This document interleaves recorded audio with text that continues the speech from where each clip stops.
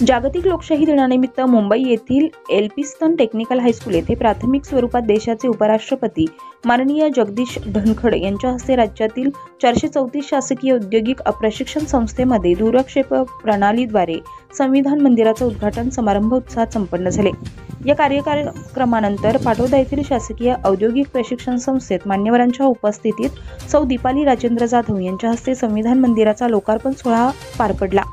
यावेळी अध्यक्षस्थानी पाटोदा नगरपंचायतचे नगराध्यक्ष सौ दीपाली राजेंद्र जाधव अध्यक्षस्थानी होते, तर प्रमुख पाहुणे म्हणून प्रसिद्ध वात्रटिकाकार सूर्यकांत डोळसे सर, भाई विष्णुपंत घोलप, कॉम्रेड महादेव नागरगोजे, ज्येष्ठ नागरिक कॉम्रेड भगवान जावळे, पत्रकार हमीद खान पठाण, पत्रकार जावेद शेख, अनिल जावळे, कदम सेठ, दिगंबर देशमाने, राजू मोमीन यांच्यासह अनेक मान्यवर महिला विद्यार्थी उपस्थित होते। यावेळी राष्ट्रीय गीत गायन, संविधान प्रास्तावनाचे वाचन करून कार्यक्रमाचा शुभारंभ करण्यात आला। कार्यक्रम यशस्वी करण्यासाठी प्राचार्य Belekar sir, Palwade madam, Shaikh sir, Bendre sir, Mane sir, Swami sir, Dagade sir, Mateen Pathan sir, Bashir bhai आदींनी परिश्रम घेतले। कार्यक्रमाचे बहारदार सूत्रसंचालन आणि आभार शेख सर यांनी मांडले। संविधान बद्दल बोलायचं म्हटलं तर मी आज सर्वांमध्ये खूप कमी वय असून सुद्धा पण मी तुमच्यासोबत बसते, हे ताकद आहे संविधानाची। संविधानामुळेच महिलांना त्यांना खरा हक्क मिळाला। ही चुलनमूल करत बसली नाही। मला ही चुलमूल आहे, पण तरीही मला मान सन्मान समाजामध्ये सर्व गुण मिळू असं संविधान सांगतं। संविधान हे लहान बाळापासून तर वयोवृद्ध लोकांसाठी आहे, फक्त आपल्याला त्याची जाणीव नाही आहे। त्याची जाणीव करण्यासाठी आपल्याला संविधान वाचायला पाहिजे। संविधानामध्ये खूप फायदे आणि काय आहे, जीवन कसं जगता येईल, कुठल्या वेगाने जगता येईल, हे संविधान आपल्याला सांगतं। संविधानामुळे मला आज एवढी मोठी संधी मिळाली, मला एवढा मोठा मान सन्मान मिळाला, पाटोदा गावामध्ये एवढा मान मिळाला, ते आमचे बाबासाहेब आंबेडकर यांच्यामुळे मिळालं। मी खरंच खूप भाग्यवान आहे की मी भारत देशामध्ये जन्मले आणि आपलं संविधान हे बाबासाहेबांनी लिहिलेलं आहे आणि त्याचा मान मला मिळवलेला आहे। त्याच्यामुळे मी ITIचे आणि सर्वांचे खूप खूप धन्यवाद मानते की आपण सर्वांनी मला हा मान दिला। एवढं बोलून मी माझं भाषण संपवते। धन्यवाद। बाबासाहेब दाबलेल्या आवाजाचा हुंकार होते बाबासाहेब, दाबलेल्या आवाजाचा हुंकार होते बाबासाहेब आणि तार नसलेल्या विणेचा झंकार होते बाबासाहेब, तार नसलेल्या विणेचा झंकार होते बाबासाहेब। प्रयत्न प्रयत्न प्रयत्न आणि प्रयत्न होते बाबासाहेब, प्रयत्न प्रयत्न प्रयत्न आणि प्रयत्न होते बाबासाहेब। अगदी मोजूनच सांगायचं तर 14वे रत्न होते बाबासाहेब, अगदी मोजूनच सांगायचं तर 14वे रत्न होते बाबासाहेब। तुम्ही जो 14व्या व्यवस्थेचा अर्थ घेतलाय ते 14वे लिकरू होतं, पण माझ्याही पेक्षा ते 14वे रत्न होते, ज्यांच्या गुरुनं हा 14वा रत्न अर्थात आसूड शेतकऱ्यांचा आसूड लिहिला। म्हणून माझ्यासाठी बाबासाहेब नंबर ऑफ मूल नव्हते, या व्यवस्थेवर उघडणारा आसूड होते। म्हणून प्रयत्न प्रयत्न आणि प्रयत्न होते बाबासाहेब, प्रयत्न प्रयत्न आणि प्रयत्न होते बाबासाहेब आणि अगदी मोजून मापूनच सांगायचं तर 14वे रत्न होते बाबासाहेब, अगदी मोजून मापूनच सांगायचं तर 14वे रत्न होते बाबासाहेब। अंधाराला प्रकाशाशी जोडणारी नाळ होते बाबासाहेब, अंधाराला प्रकाशाशी जोडणारी नाळ होते बाबासाहेब आणि दांभिकतेच्या कानाखालचा जाळ होते बाबासाहेब, दांभिकतेच्या कानाखालचा जाळ होते बाबासाहेब। अंधाराला प्रकाशाशी जोडणारी नाळ होते बाबासाहेब, अंधाराला प्रकाशाशी जोडणारी नाळ होते बाबासाहेब आणि दांभिकतेच्या कानाखालचा जाळ होते बाबासाहेब, दांभिकतेच्या कानाखालचा जाळ होते बाबासाहेब। प्रज्ञाशील आणि करुणेचे, प्रज्ञाशील आणि करुणेचे बीज होते बाबासाहेब, प्रज्ञाशील आणि करुणेचे बीज होते बाबासाहेब आणि सुभेदार रामजीच्या कष्टाचे चीज होते बाबासाहेब, सुभेदार रामजीच्या कष्टाचे चीज होते बाबासाहेब। बुद्ध फुले आणि कबीरांचा सार होते बाबासाहेब, बुद्ध, कबीर आणि फुलेंचा सार होते बाबासाहेब आणि लवलवत्या लेखणीची धार होते बाबासाहेब. लवलवत्या लेखणीची धार होते बाबासाहेब. बुद्ध, फुले आणि कबीरांचा सार होते बाबासाहेब आणि लवलवत्या लेखणीची धार होते बाबासाहेब. लवलवत्या लेखणीची धार होते बाबासाहेब. बाबासाहेबांचं खरं दुःख काय होतं? निद्रिस्त लावा पाहून खूप दुःखी होते बाबासाहेब. जो आजही आहे लावा आहे, पण तो जागा होत नाही किंवा व्यवस्था त्याला जागरण करू देत नाही. म्हणून निद्रिस्त लावा पाहून खूप दुःखी होते बाबासाहेब. निद्रिस्त लावा पाहून खूप दुःखी होते बाबासाहेब आणि संस्कृतीला ढुसण्या देणारा ज्वालामुखी होते बाबासाहेब. संस्कृतीला ढुसण्या देणारा ज्वालामुखी होते बाबासाहेब. महाडच्या चवदार तळ्याची निळाई होते बाबासाहेब. महाडच्या चवदार तळ्याची निळाई होते बाबासाहेब आणि डोळ्यातल्या निळ्या आभाळाची जळाई होते बाबासाहेब. डोळ्यातल्या निळ्या आभाळाची जळाई होते बाबासाहेब. बुद्धांच्या करुणेचा सागर होते बाबासाहेब. बुद्धांच्या करुणेचा सागर होते बाबासाहेब आणि शाहू महाराजांच्या लढ्याचा जागर होते बाबासाहेब. शाहू महाराजांच्या लढ्याचा जागर होते बाबासाहेब. यारांचे यार, यारांचे यार, यारांचे यार आणि दुश्मनांचेही मित्र होते बाबासाहेब. यारांचे यार आणि दुश्मनांचेही मित्र होते बाबासाहेब. अजिंठा वेरूळच्या लेण्यातील कोरीव चित्र होते बाबासाहेब. अजिंठा वेरूळच्या लेण्यातील कोरीव चित्र होते बाबासाहेब. मनुस्मृतीला भस्म करणारी आग होते बाबासाहेब. आज आपण जो संविधान दिनाच्या निमित्तानं इथं उभा आहोत, 60-70 वर्षापूर्वी एक माणूस म्हणाला होता, ज्याला मनुस्मृती आवडणार नाही असा माझ्या विचाराचा एक माणूस इथे अवतरेल आणि त्या मनुस्मृतीचं दहन करेल.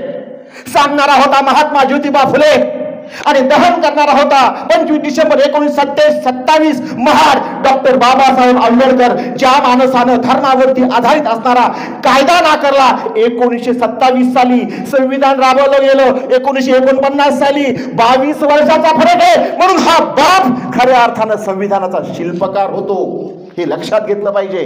आजही काही जण म्हणतात एकट्यालाच क्रेडिट का सांगून म्हणून वेळ नाही. 299 जण होते, सदस्य किती होते? 299. घटना समितीचे अध्यक्ष कोण होते? बाबासाहेब. मसुदा समितीचे अध्यक्ष कोण होते? डॉक्टर राजेंद्र प्रसाद. 299चं काय योगदान आहे? काही जणांचं योगदान आहे. कोणी म्हटलं आम्हाला इंटरेस्ट नाही, कोणी म्हटलं आम्ही आजारी आहोत, कोणी म्हटलं आम्हाला राज्य चालवायचंय. हा एकटा पठ्ठ्या जगातल्या सर्वोत्तम घटनांचा अभ्यास केला आणि 1949ला राबवलेली घटना या माणसाच्या आणि याच माणसाच्या श्रेयामुळं, श्रमामुळं इथं अवलंबली. म्हणून कोणी जर हा एकटाच घटनेचा शिल्पकार नव्हता असं म्हणणाराचा तुम्ही मी जाहीरपणे निषेध केला पाहिजे. कारण हाच बाबासाहेब महाडला 22 वर्षापूर्वी मनुस्मृतीचं दहन करतो. तो सांगतो माझा देश धर्मावरती चालणार नाही. माझा देश 22 वर्षानं राज्यघटनेवरती ज्या माणसानं चालून दाखवला. त्यामुळे शेवटचे 2 कडवे वेळ पुढे सरकलाय. आपण उशिरा सुरुवात केली, हरकत नाही. मनुस्मृतीला भस्म करणारी आग होते बाबासाहेब. मनुस्मृतीला भस्म करणारी आग होते बाबासाहेब आणि शेळपट जिन नाकारणारे वाघ होते बाबासाहेब. शेळपट जिन नाकारणारे वाघ होते बाबासाहेब. सवितेची कविता लेकरांची रमाई होते बाबासाहेब. सवितेची कविता लेकरांची रमाई होते बाबासाहेब आणि थकल्या भागल्या जीवासाठी प्रेमळ भीमाई होते बाबासाहेब. थकल्या भागल्या जीवासाठी प्रेमळ भीमाई होते बाबासाहेब. आणि किती सांगू किती नाही, तरुण तरीही उरून राहतात बाबासाहेब. ज्या चळवळीचं आज वांग वाचून टाकलेलं आहे त्यांच्यासाठी ह्या ओळी आहेत. बाबासाहेबांच्या चळवळीचं त्यांनी वांग वाचून टाकलं, चळवळ राजकारणाच्या दारामध्ये उभी केली, त्यांच्यासाठी या ओळ्या. आणि मी थांबणार आहे. आज देशामध्ये एका वेगळ्या वळणावर आपण पोहोचत आहोत.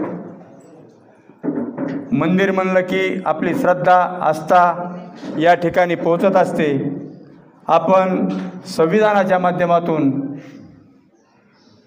मंदिराच्या रूपातून आपण सर्वांना न्याय देऊ शकतो का?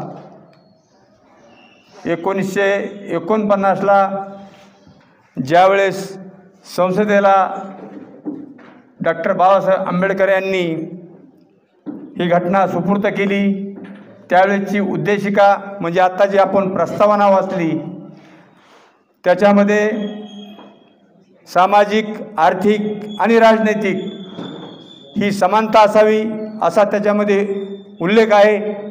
ती आपण प्रतिज्ञा केली आहे. आपणा सर्वांना शिक्षण, नोकरी आणि व्यवसाय याच्यामध्ये समानता आहे का हा प्रश्न त्याच्यामध्ये आहे. त्याच्यासाठी आपण प्रतिज्ञा केलेली आहे. आपण या समानतेमध्ये जर नाही जर राहिलो, बाबासाहेब आंबेडकरांचं सुद्धा मत होतं की आर्थिक विषमता जर वाढली, सामाजिक विषमता जर वाढली तर या देशाचं स्वातंत्र्य अबाधित राहणार नाही. हा त्यांचा त्यावेळेचा प्रश्न होता, त्यावेळेचा विषय होता. तो आता तुम्हा विद्यार्थ्याच्या समोर हा आलेला आहे. कारण बरंचसं शासकीय यंत्रणेचं खाजगीकरण झालेलं असल्यामुळं आज नोकरीचा प्रश्न गंभीर झालेला आहे. भारताच्या उपराष्ट्रपतींनी आता देशाला संबोधित करीत असताना ह्या विषयाला पूर्णपणे हात घातलेला आहे. कारण आपण समानतेच्या निमित्ताने आपण किमान सर्वांना हक्क देऊ शकतो, सर्वांना समानतेच्या माध्यमातून शिक्षण देऊ शकतो, सर्वांना राजनैतिक अधिकार देऊ शकतो, त्यांना न्याय मिळवून देऊ शकतो. हीच उद्देशिकेचा प्रास्ताविकतेच्या माध्यमातून आपल्याला संबोधित केलेला आहे. मी जास्त वेळ न घेता, कारण मला सांगण्याचं तात्पर्यच असे की ज्यावेळेस इथल्या विद्यार्थ्यांचे किंवा या भगिनींचे किंवा इथं बसणाऱ्यांचे कुणी बांधव शेतकरी असतील, कुणी कामगार असतील, कुणी मजूर असतील, तर त्यांना तो न्याय मिळतोय का सध्याला हा खरा प्रश्न आहे. कारण या न्यायदानाच्या माध्यमातून आपण त्यांना काही सहकार्य किंवा काही न्याय देऊ शकतो का? आज या ठिकाणी विचारवंत आहेत, आपले डोळसे सर आहेत, आमचे सहकारी आहेत, नागरोजे साहेब यांनी आयुष्यभर लढ्यामध्ये जनतेच्या लढ्यासाठी आयुष्य घातलेले, यांच्या वात्रटिकेच्या माध्यमातून सतत प्रशासनाच्या असू, राज्यकर्त्याच्या असू, नाही ते सामाजिक प्रश्न असू, कुठतरी चिरफाड त्यांच्याकडून केली जात आहे. परंतु आपण समाजामध्ये त्याची गंभीरता किती घेतो हा खरा प्रश्न आहे. या ठिकाणी मला बोलण्याची संधी दिली, सत्कार केला, याबद्दल आयोजकांचे मी आभार व्यक्त करतो आणि माझे 2 शब्द थांबितो. जय हिंद, जय महाराष्ट्र. भारतीय घटनेचे शिल्पकार डॉक्टर बाबासाहेब आंबेडकर, छत्रपती शिवाजी महाराज, शाहू महाराज, माता रमाई, माता जिजाऊ या सर्व थोर पुरुषांना नमन करून आज या ठिकाणी संविधान मंदिराचं उद्घाटन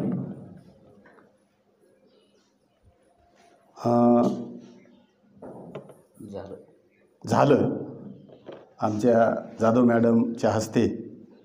हा कार्यक्रम मोठा व्हायला पाहिजे होता. काय झालं सर?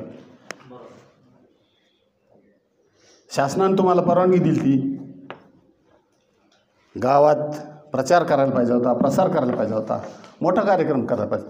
हितच संविधानाला सगळं मार खातं आहे. सरकार असो या जनता असो, गोलबसाहेब,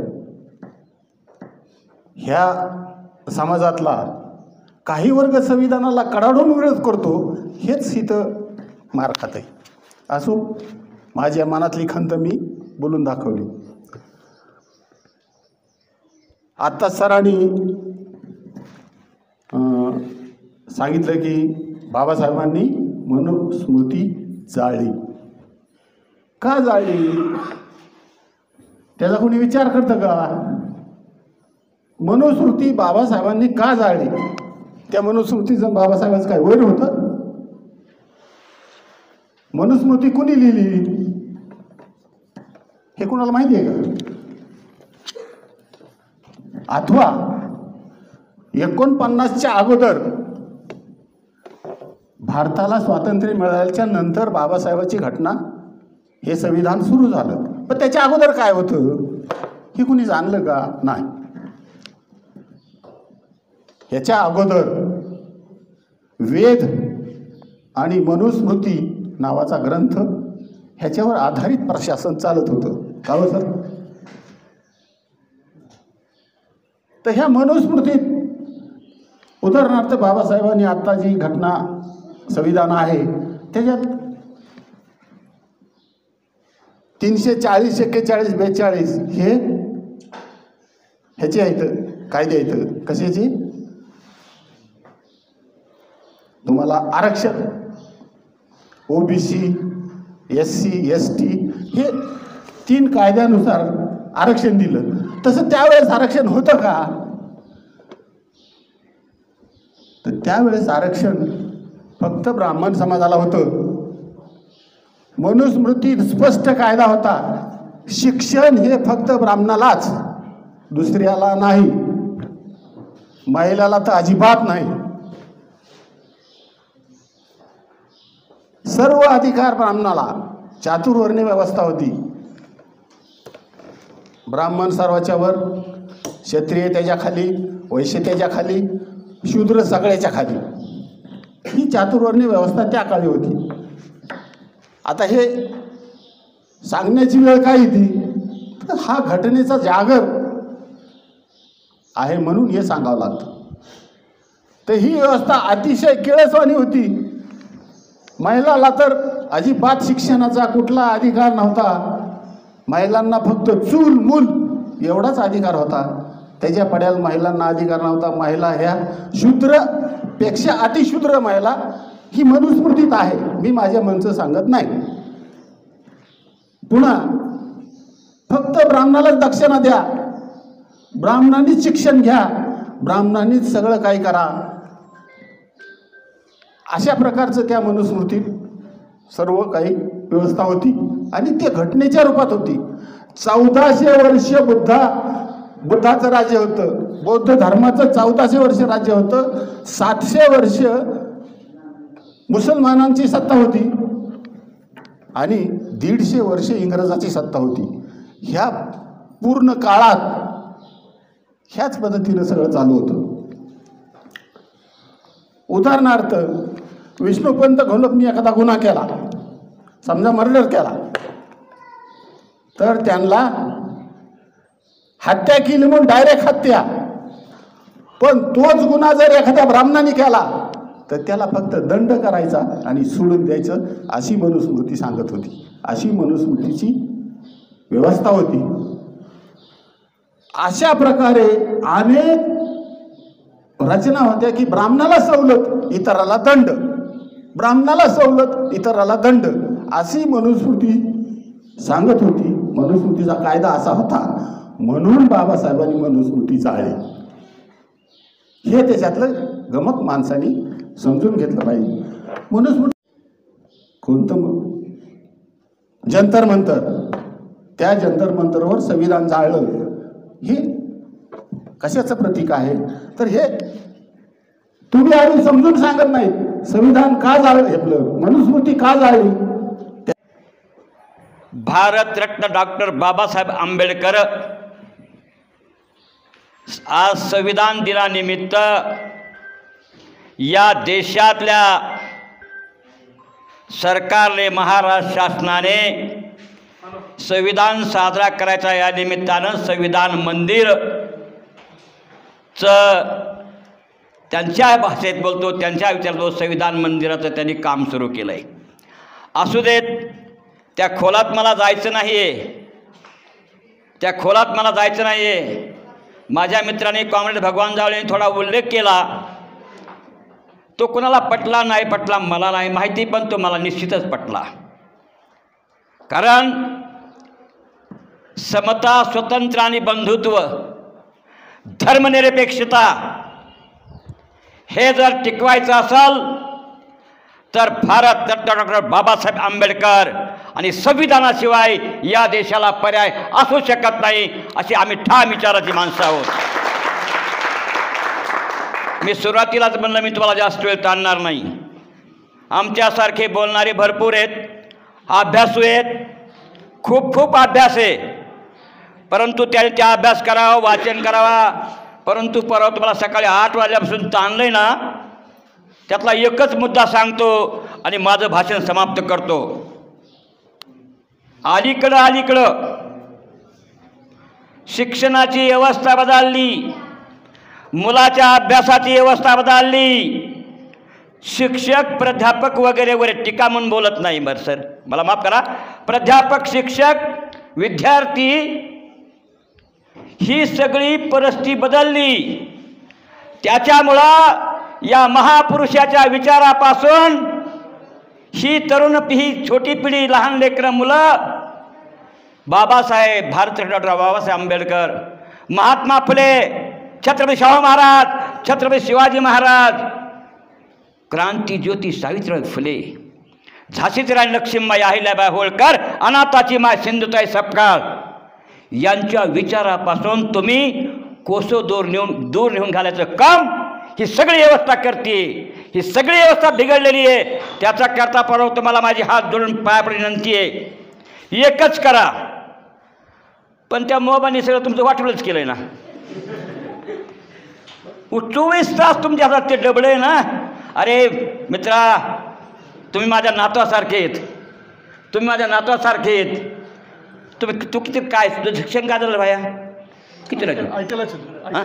वर्ग कोणता ट्रेडला? बरं, असं हरकत नाही. माझा सांगायचा असा मुद्दा, मी असं काय विचारलं, माझे नातू नाती 12वीला आहेत, एक नात ग्रॅज्युएट झाली. सांगायचा मुद्दा हा आहे, ही जी व्यवस्था आहे, ह्या व्यवस्थेचं सगळं वाटोळं आणि वाटोळं, मला माफ करा, या देशातल्या राज्यकर्त्यांनी केलं आहे, या देशातल्या मीडियाने केलं आहे. काय तो मीडिया, काय ते व्हॉट्सअप, काय ते फेसबुक, हे कुणीकडे घेऊन चाललेत तुम्हाला आणि आम्हाला. आणि याचं सगळं समर्थन या देशातल्या राज्यकर्त्यांचं आहे, कारण त्याच्यामध्ये त्याचं हित अडकलं आहे. म्हणून तुम्हाला महात्मा फुले आंबेडकर, छत्रपती शाहू महाराज, शिवाजी महाराजाचा विचार तुमच्यापर्यंत पोहोचूच द्यायचा नाही. डबडं फेकून दी. खरं जर ह्या देशाचा वाचवायचा असेल, देशाला तुम्हाला जर वाचवायचं असेल, तर भारतरत्न डॉक्टर बाबासाहेब आंबेडकर वाचा, क्रांतीज्योती सावित्रीबाई फुले वाचा, झाशीची राणी लक्ष्मीबाई वाचा, अहिल्याबाई होळकर वाचा. वाचनाची संस्कृती पार बुडाली सर. वाचकाची संस्कृती संपत चालली. डोळसे साहेब, मला तुम्हाला विनंती करायची की तुम्ही तर शिक्षक आहात, विद्यार्थ्याला जास्तीत जास्त वाचायचं सांगा, त्याचा ग्रहपाठ करा, त्याचा वर्गपाठ करा, आणि ग्रहपाठ आणि वर्गपाठ करून त्याची दर दिवस एखादी 2 दिवसात काय तुमच्या पत्नीने त्याच्या टेस्ट करा, त्यांनी वाचलं का नाही ती. अरे भैया, भगतसिंग, सुखदेव, राजगुरू वाच. अरे ज्या भगतसिंगाला या देशाला स्वतंत्र मिळवून देण्याकरता म्हणून 23व्या वर्षी इंग्रज सरकारने फाशी दिली काय, आणि ह्याच योगदानातून भगतसिंग असेल, सुखदेव असेल, राजगुरू असेल, महात्मा फुले आंबेडकर असतील, क्रांतिशिव नाना पाटील असेल, ह्यांच्या योगदानातून या देशाला स्वातंत्र्य मिळालंय. आणि या देशाचे स्वतंत्र जपायचं काम तुम्हाला आणि आम्हाला सगळ्याला करायचंय. हा यातला महत्त्वाचा भाग आहे. म्हणून साठी आता ऐकतान का पुन्हा मोबाईल बसल्यावर मोबाईल उठ. सकाळी मी फिरायला गेलो, इष्ट बंद घोलत एका ठिकाणी फिरून आलो, परत असे झोपतेच नाही तरुण पोरं, अंगावर पांघरून घेतलेला आणि आत मोबाईल चालूच आहे. म्हणजे मला काय मी का म्हणतो असं, मी का म्हणतो, अरे कशामुळे सगळं ही तुम्हाला जाणीवपूर्वक तुम्हाला दरीत ढकलण्याचं काम ही व्यवस्था करते. म्हणून साठी वाच, भगतसिंग, सुखदेव, राजगुरू वाच, महात्मा फुले वाच, आंबेडकर वाच, छत्रपती झाशीची राणी लक्ष्मीबाई वाच, अहिल्याबाई होळकर वाच. आणि विशेषतः विद्येची देवता मी मानणारापैकी वेगळा आहे. विद्येची देवता, जरा स्पष्ट बोलतो जाधव साहेब, विद्येची देवता सरस्वती नसून विद्येची देवता क्रांतीज्योती सावित्रीबाई फुले. हे आता माझ्या मित्रांनी सांगितलं, हे सगळी भाकड कथा आहे, ही सगळी आणि सगळी भाकड कथा आहे. What is Saraswati, who is Saraswati आणि हू इज क्रांती सावित्रीबाई फुले. तर मी तुम्हाला सुरुवातीलाच बोललो, तुमचा वेळ घेत नाही आणि तुमची माझी भेटपणा कधीतरी होईल, पण एखाद्या तरी येऊन मला भेटा. मी माझ्या वाचायला सुरुवात केली म्हणून मला इतकंच सांगायचं आहे, इतकं बोललो. आणि तुम्हाला या ठिकाणी मला बोलवलं, ह्या संविधान मंदिराच्या निमित्तानं मला बोलवलं, पाचारण केलं. कुठे ते तुम्हीच मला दिलं ना हे का म्हणून तुमच्या विनंतीला मान देऊन मी ठिकाणी आलो.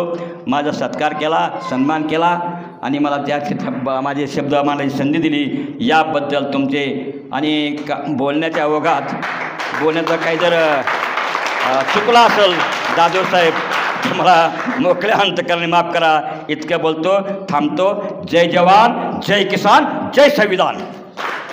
आवडतं पुस्तक असावीत, पण तुम्ही ज्यासाठी अट्टहास करता, तुम्ही ज्यासाठी सगळं लिहिता, त्या पुस्तकांचा बाप म्हणजे संविधान आहे. आजपासून इथं बसलेल्या प्रत्येकानं मुलाखतीत मीडियाशी बोलताना याचं भान राखलं पाहिजे. जर पुढून प्रश्न आला, तुमचं आवडतं पुस्तक, यस संविधान, आणि संविधान हेच उत्तर गेलं पाहिजे. जोपर्यंत माझं आवडतं पुस्तक आम्ही संविधान सांगत नाहीत, तोपर्यंत ही जागृती झालीच नाही असं मी मानेल. आणि हा असता प्रसंग. कॉम्रेड महादेवराव नागरज बोलले, जावळे सरकार बोलले, पंत बोलले, नगराध्यक्षा बोलल्या. पण हे बोलण्यापूर्वी आम्ही आजच्या उपराष्ट्रपतीचं भाषणच ऐकलेलं नव्हतं. खूप मी सुचवणार, मी बोलणार नाही, मी खूप स्पष्ट वक्ता आहे. पण काही कार्यक्रमांचं एक चौकट असते, त्या चौकटीत आपल्याला राहावं लागतं. जावळे सरकार राहावं लागतं वेळेच्या मर्यादेत. मी आधीच बोलून गेलेलं आहे, कारण आम्ही रोज कार्यक्रम घेतो, पोरांची काय अवस्था ही आम्हाला माहिती असते, म्हणून आम्ही वायाला गेलेल्या वेळी मी सकाळी कारणी राहिला. त्याचं कारणच ते होतं, रिकाम बसण्यापेक्षा राजू मी कार्यक्रमच सुरू केला. खरं कारण ते असतं, कारण आमच्याकडे खूप मोठं असतं, तुमच्याकडे काय खूप मोठं आहे, पण जे ताट टाकले फुटलेलं असतं ते गळून जाईल ना बाबा. नो, गळक्या ताटामध्ये वाढण्याच्या परंपरेतला मी नाहीये. पुरुषांचाही विचार करा. आणि जावळे सरकार, पंत जे बोलले, पंत एक खंत करेल, होत नाही का समाज परिवर्तनाचा प्रयत्न? झालाय. क्रांती होत नाही का? झालेली आहे. समाज सुधारक झालेत का? झालेत. राजू गंभीरपूर्वक. पण ज्यावेळेस ही माणसं व्यवस्थेविरुद्ध उभी राहतात आणि त्यांना षडयंत्रामध्ये अडकलेला असतो, तेव्हा आम्ही गप्पा मारणारे कुठं असतो? बघे असतो, बघे. पंत बरोबर, बघे असतो. मग त्यावेळेस असे लाखो कार्यक्रम ना कचरा होतात, कचरा. लक्षात ठेव. तुम्हाला सत्याच्या पाठीशी उभे राहा, तुम्ही गप्पा मारता ना, मग सत्याच्या पाठीशी उभं राहा, सत्याग्रहाच्या पाठीशी उभं राहा. आपण राहत नाहीत राजू, बघे होतो. मी असेल, तू असेल, कुणी असेल, आपल्याला काय करायचंय?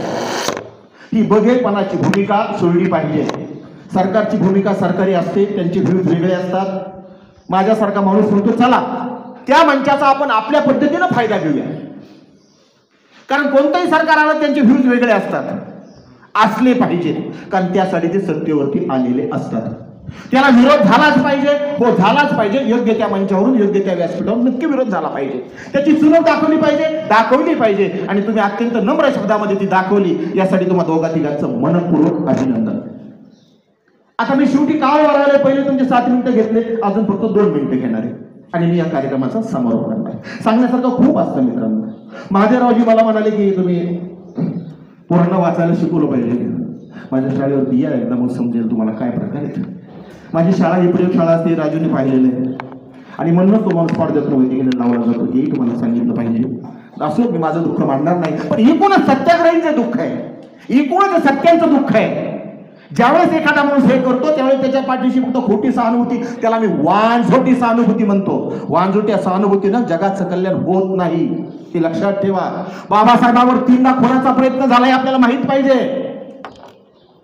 शेवटचा प्रयत्न तर महाडच्या चौदार तळ्यामध्ये झाला. आदल्या दिवशी खुनाचे प्रयत्न झाले. पहिला बदनाम झालेला माणूस आमच्यावर चक्रधर आहे. तो चक्रधर आमच्या इथे येऊन गेला, त्याच्या 4 दिळ्या मदंबीच्या धोळ्यामध्ये आहे. त्या चक्रधराला सुद्धा नाक कापायची पाळी आली होती, हे माहित पाहिजे आपल्याला. ज्या ज्या माणसाने समतेचा, सत्याचा आणि न्यायाचा हुंकार दिला ना, ती माणूस बदनाम तरी केली, सदैव वैकुंठाला तरी पाठवली, नाहीतर ती काळाच्या उदरामध्ये कुठं झाली. अजूनही कळत नाही. हे सांगितलं पाहिजे, पण ते भान कुठं सांगावं हे सुद्धा पाहिजे. म्हणून या संविधान दिनाच्या निमित्तानं 2014 साली लिहिलेलं हे संविधान गीत मी तुमच्या समोर सादर करतोय. तुम्ही युट्यूबवर जर गेलात तर संविधानाचं प्रिॲम्बलचं गीत जाधव नावाच्या आपल्या महाराष्ट्रातल्या एका माणसानं मराठीमध्ये सुंदर आहे, ते आपण शाळेत ऐकतो आहोत. पण संविधान गीत मला दिसलेलं नाही. हे 14चं आहे, म्हणजे त्याला बरोबर 11-10 वर्ष होत आहे. मी काही गायक नाही, लोकांचे गळे असतात, माझं नरड आहे, हे समजून घ्या. आपलं नरड आपण मान्य केलं पाहिजे. लताबाईचा गळा असतो, अजून कोणाचा असेल, माझं नरड आहे, पण नरड्यातला भाव सच्चा आहे. ज्यावेळेस नरड्यातला भाव सच्चा होतो ना, त्यावेळेस अण्णाभाऊ तयार होतो. ज्यावेळेस नरड्यातला आवाज सच्चा होतो ना, शाहीर साबळे तयार होतो, गवानकर तयार होतो. हा आवाज सच्चा असला पाहिजे. अमर शेख तयार होतो. ही माणसं इथे लिहिलेली आहेत, आम्ही तुम्हाला सांगितलं पाहिजे, पण जरा त्याला वेळ पाहिजे. ही आम्ही आता जी नावं घेतली ना, अरे ही माणसं महाराष्ट्राच्या मातीत कार्यक्रम सादर करून गेलेली आहेत. हे तुम्हाला माहित पाहिजे, ते माहित नाही. आणि ज्या माणसांना माहिती आहे त्यांना कोणी बोलतच नाही. तेव्हा हे संविधान गीत त्यातला काही अंश मी एकटा सादर करणार नाही, कारण मी एकटाच काही भारताचा नागरिक नाही. आपण सगळे नागरिक आहोत. या गीताच्या माध्यमातून आपण सगळे गुणगुणलं तर काय हरकत आहे. आणि जेव्हा तुम्हाला कटाळ येईल तेव्हा दुसऱ्या वेळेला मी बंद करेन, दुसऱ्याच वेळेला बंद करून टाकेल. कारण जर आपल्याला देशाचं गीत, संविधानाचं गीत जर ऐकायचा, गायचा, समजून घेण्याचा, सहन करण्याचा कंटाळा येत असेल तर त्यांनी दुसरं नागरिकत्व बघायला हरकत नाही. दुसऱ्या नागरिकत्वाची सोय या देशामध्ये आहे. बघा, माझ्या पाठीमागं म्हणा जसं येईल तसं माझाच गळा आहे, तुमच्याकडून काय नरड आहे, तुमच्याकडून काय गळ्याच्या अपेक्षा मी सुद्धा करणार नाही. काही आहेत ते आपल्याला ठळकपणे दिसतील इथे.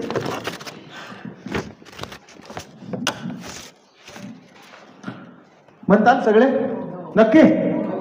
भारत माता की, भारत माता की.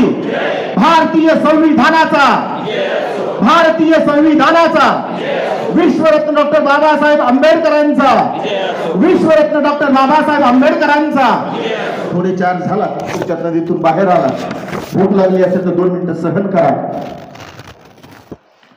न्याय, स्वातंत्र्य, समता, बंधु समानतेचे भान.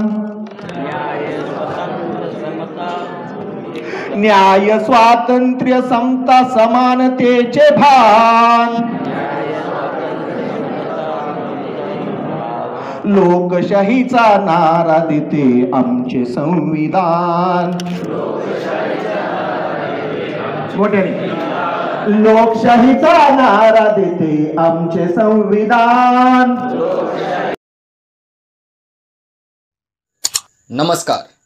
JS न्यूज चॅनेलला लाईक करा, सबस्क्राईब करा व बेल आयकॉन दाबायला विसरू नका.